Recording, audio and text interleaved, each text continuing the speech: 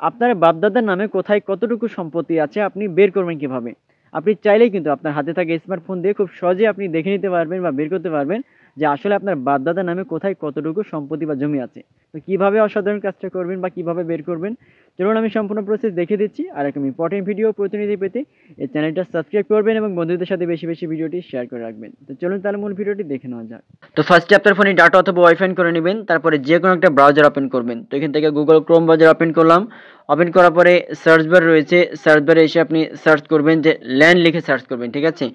LAND অথবা হচ্ছে land.gov.bd লিখে সার্চ করবেন, land.gov.bd অথবা আপনি শুধুমাত্র ল্যান্ড লিখে যদি আপনি সার্চ করেন তাহলে কিন্তু চলে আসবে। যেমন দেখেন এখান থেকে ল্যান্ড লিখে আমি সার্চ করলাম, সার্চ করার পরে প্রথম যে সাইটটা থাকবে ভূমি মন্ত্রণালয়ের, এই সাইটটা মূলত আপনাকে এখান থেকে ক্লিক করতে হবে। তো ভূমি মন্ত্রণালয়ের এই সাইটটা আমি এখান থেকে ক্লিক করে দিলাম। ক্লিক করার পরে দেখবেন যে এভাবে ওপেন হয়ে যাবে, সাইটটা ওপেন হয়ে যাবে। তারপরে নিচের দিকে স্ক্রল করলে আপনি দেখতে পাবেন এখানে লেখা থাকবে ভূমি রেকর্ড ও ম্যাপস। দেখেন ভূমি রেকর্ড ও ম্যাপসে আপনি ক্লিক করবেন।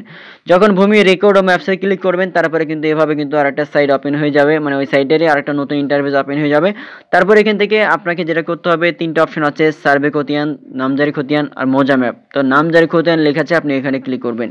নামজারি খতিয়ানে ক্লিক করার পরে এখান থেকে বিভাগ আপনাকে দিতে হবে, মানে আপনার যে বাপদাদা যার আপনি হচ্ছে সয় সম্পত্তি কোথায় কতটুকু আছে না আছে আপনি চেক করে দেখতে যাচ্ছেন, এখান থেকে তার বিভাগটা আপনাকে দিয়ে দিতে হবে। তো রাজশাহী দিয়ে দিলাম। তারপরে এখান থেকে জেলা থাকবে, আপনার ওই জেলা কোনটা আপনি জেলা দিয়ে দিবেন এখান থেকে। তারপরে নিচের দিকে আপনি দেখতে পাবেন এখান থেকে উপজেলা বা আপনার যে থানা যেটা কোনটা আপনি এখান থেকে থানা সিলেক্ট করে দিবেন।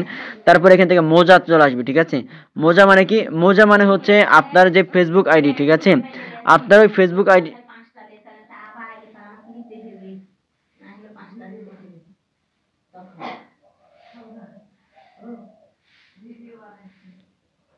একটু থামেন, 1 মিনিট থামেন। থানা দিয়ে দিবেন। তারপর উপর দিকে দেখতে পাবেন মৌজা। এবার আপনাকে মৌজা মানে হচ্ছে আপনার গ্রাম যেটা, ওই গ্রামটা আপনাকে সিলেক্ট করে দিবেন, ঠিক আছে?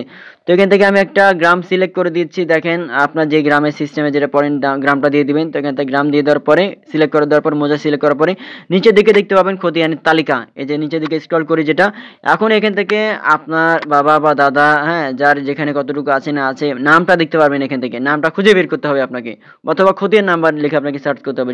যদি না পান, খতিয়ান নাম্বার যদি না মনে থাকে, এখান থেকে নামটা আপনি সার্চ করবেন। এখানে যদি আপনার নামটা যদি না আসে তাহলে এই যে অধিকতর অনুসন্ধান লেখা আছে, আপনি এখানে ক্লিক করবেন।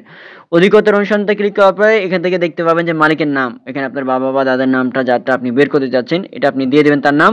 তারপরে দাগ নাম্বার দিতে হবে। তারপরে খুঁজে লিখে সার্চ করলে কিন্তু আপনি খুব সহজে কিন্তু পেয়ে যাবেন। বাট যেহেতু হচ্ছে আমার ওখানে নামটা চলে আসছে, আমি ওটা দিয়ে আমি আপনাদেরকে সার্চ করে দেখাবো, ঠিক আছে? যেমন এখান থেকে আমার যেহেতু আমার নামটা আছে, আমি এখান থেকে একটু খুঁজে বের করবো। তো নিচের দিকে যদি আমি একটু স্ক্রল করি, খুঁজে দেখি যে আসলে আছে কিনা।